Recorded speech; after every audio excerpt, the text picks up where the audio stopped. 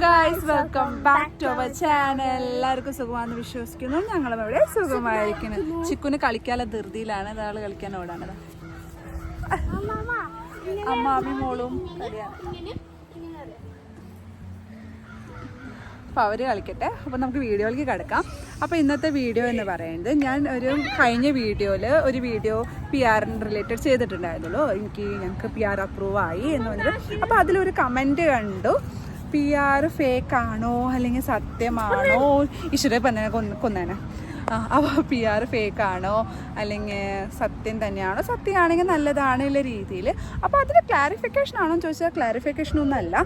എന്നാലും ഞാൻ കുറച്ച് കാര്യങ്ങൾ ഷെയർ ചെയ്യാമെന്ന് വിചാരിച്ചു. എങ്ങനെയാണ് ഞങ്ങൾക്ക് PR കിട്ടിയത്, എന്തായിരുന്നു പ്രോസസ്സ്, അങ്ങനെയൊക്കെ ഞാൻ കുറച്ച് ഡീറ്റെയിൽ ഒന്നും വല്ലാണ്ടല്ല, എനിക്കറിയുന്ന പോലെ പറഞ്ഞുതരാമെന്ന് വിചാരിച്ചു.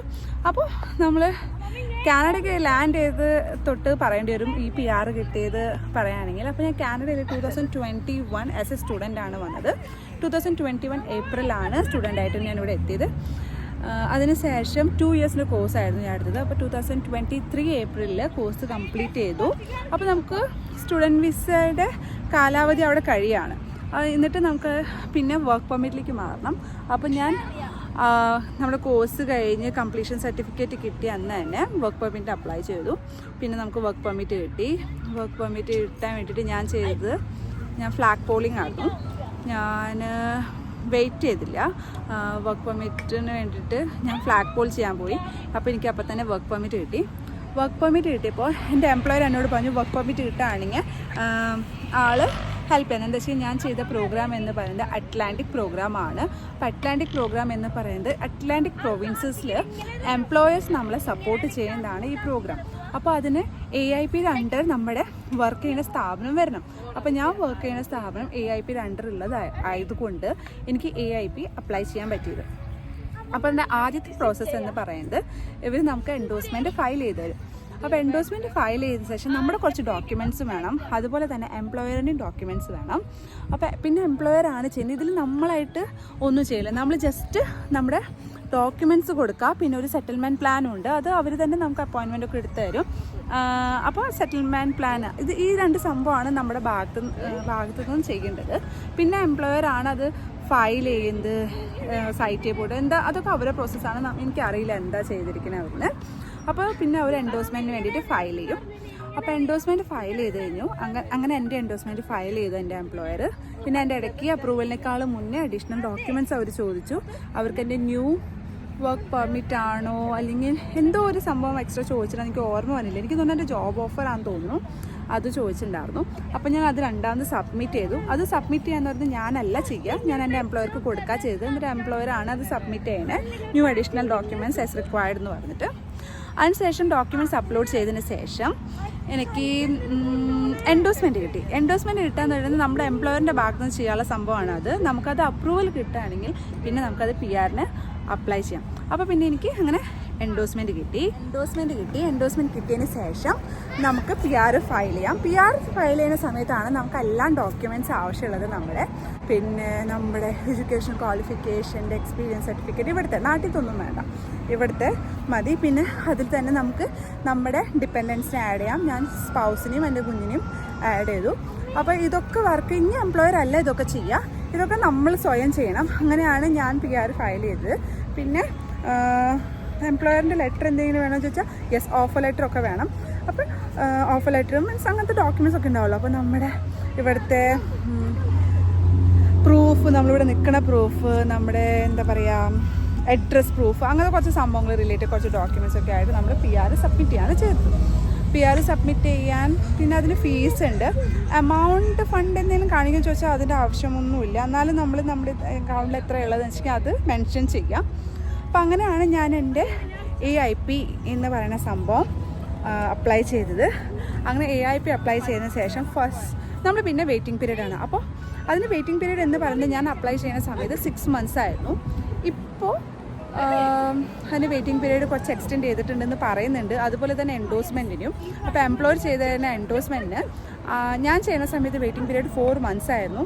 പക്ഷേ ഇപ്പോൾ പറയുന്നുണ്ട് അതും കുറച്ച് നീട്ടിയിട്ടുണ്ട്. എന്താ വെച്ച് കഴിഞ്ഞാൽ ലോട്ട്സ് ഓഫ് ഫയൽസാണ് അവർക്ക് കിട്ടുന്നത് അണ്ടർ ഈ പ്രോഗ്രാമിൽ. അപ്പോൾ അങ്ങനെ ഞാൻ എൻഡോസ്മെൻറ്റ് ചെയ്തു. അതിനുശേഷം എൻഡോസ്മെൻറ്റ് അപ്രൂവൽ ആയതിനു ശേഷം PR വെക്കുമായിരുന്നു.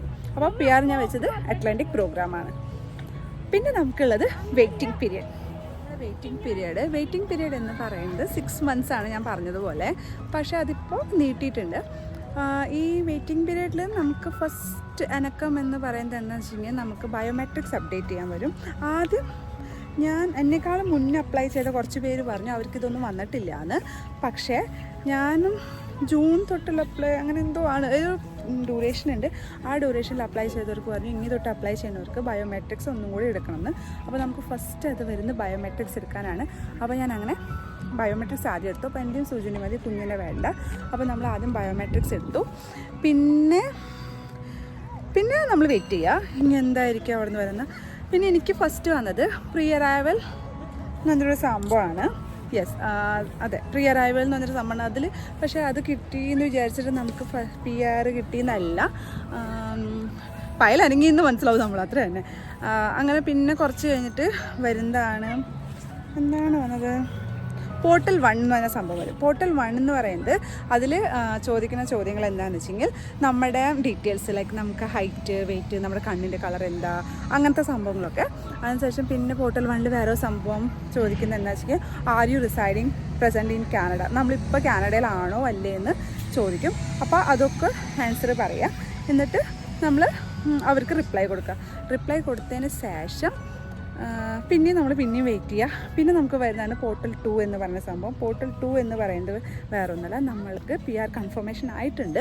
അപ്പോൾ അതിനുവേണ്ടി PR കാർഡിന് വേണ്ടി നമ്മൾ നമ്മുടെ ഫോട്ടോസും പിന്നെ പ്രസൻ്റ്ലി ഈ അഡ്രസ്സിൽ തന്നെയാണ് താമസിക്കുന്ന ഡിക്ലറേഷനും കൊടുക്കാം.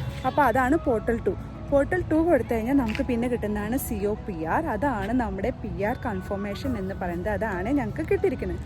ഇനി അടുത്ത പ്രോസസ്സ് എന്ന് പറയുന്നത് ഇപ്പോൾ നമുക്ക് PR ഒക്കെ കിട്ടി. പക്ഷേ ഇനിയുള്ളത് നമുക്ക് PR കാർഡിന് വേണ്ടിയിട്ട് വെയിറ്റ് ചെയ്യാം. അപ്പോൾ PR കാർഡും ഇതുപോലെ തന്നെയാണ്, പല ഡ്യൂറേഷൻസാണ്, പല ആൾക്കാർക്ക് പല നേരമാണ്. എൻ്റെ ഒരു ഫ്രണ്ടിന് 1.5 month കഴിഞ്ഞിട്ടാണ് കിട്ടിയിരിക്കുന്നത്. ചിലവർക്ക് 1 month കിട്ടുന്നുണ്ട്, ചിലവർക്ക് വിത്തിൻ വീക്സ് കിട്ടുന്നുണ്ട്, ചിലവർക്ക് 15 days കിട്ടുന്നുണ്ട്. അപ്പോൾ എൻ്റെ എപ്പോഴാണ് കിട്ടുന്നത് വെച്ച് കഴിഞ്ഞാൽ ഞാൻ എന്തായാലും അടുത്ത വീഡിയോയിൽ അത് അപ്ഡേറ്റ് ചെയ്യുന്നതായിരിക്കും.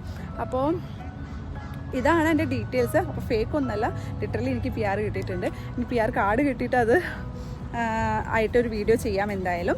അപ്പോൾ ഇത്രയേ ഉള്ളൂ ഇന്നത്തെ വീഡിയോ. പിന്നെ ഞാൻ ചിക്കും അമ്മയോടെ കളിക്കുന്നുണ്ട്. അപ്പോൾ ഞാൻ കുറച്ച് അവിടുത്തെ വീഡിയോ കൂടി ആഡ് ചെയ്യാം, കണ്ടു കിടക്കാം.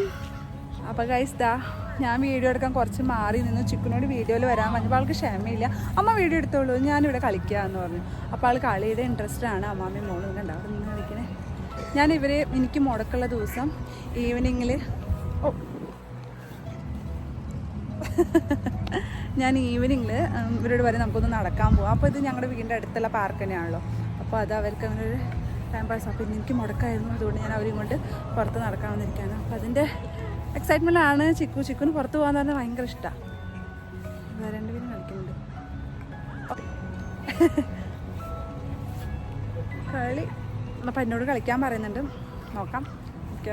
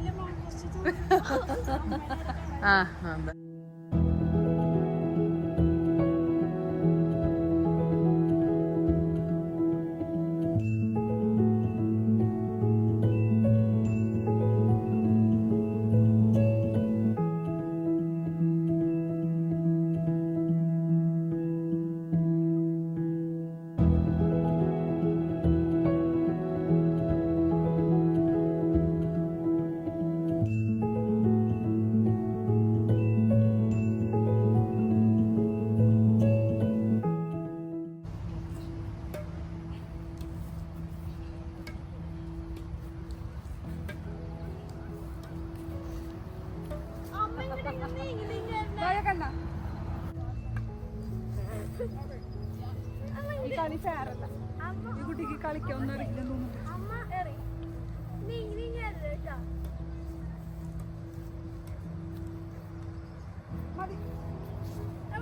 അവിടെ ഉണ്ട്, ഇവിടെ വായോ.